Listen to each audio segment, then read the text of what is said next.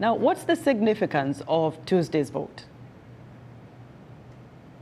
Well, it's a big achievement for the Arab and Muslim countries because they got about 80% of the entire UN General Assembly to back this demand, not just a call, but a demand for an immediate humanitarian ceasefire for Gaza.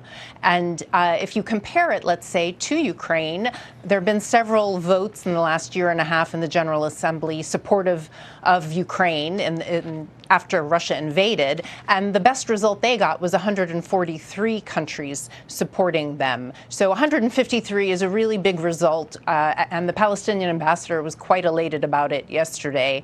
And as Patsy pointed out in her package, it signifies growing international pressure on Israel and the United States as its main backer to wrap up this war. The countries are frustrated and they're nervous. And in this resolution, we saw 10 countries vote against it. That's 4 less than voted against a similar proposal at the end of October for a humanitarian truce.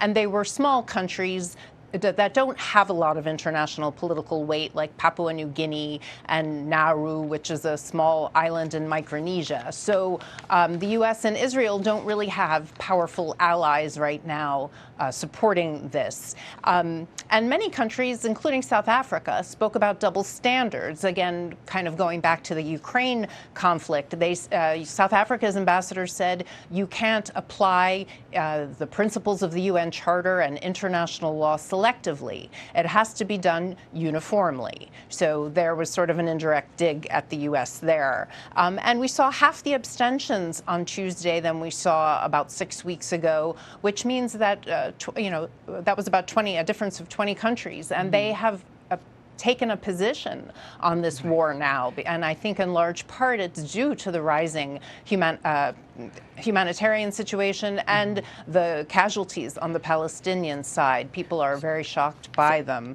But the bottom line is Israel's ambassador said they will not accept the resolution and they will continue to fight to defend themselves. That brings me to the question, Margaret. So what are the next steps the United Nations is going to take after this vote?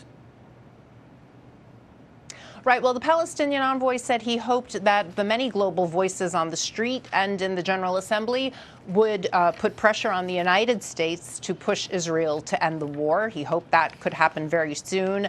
Israel imposed a full blockade on Gaza when the war started in October. They rolled it back a bit at the end of October, but aid is still very inadequate getting into Gaza to the 2 million people there.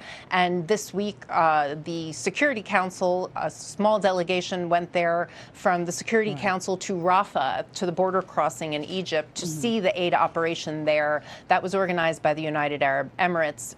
They're a member of the Security Council, and their term will end at the end of this year, so in a couple of weeks. So they're trying to put through, before they go, a resolution on the aid, on improving aid. It would authorize aid deliveries to Gaza by land, sea, and air, and it would establish a monitoring mechanism overseen by the Secretary General. They said they hope to get that voted on as early as this week.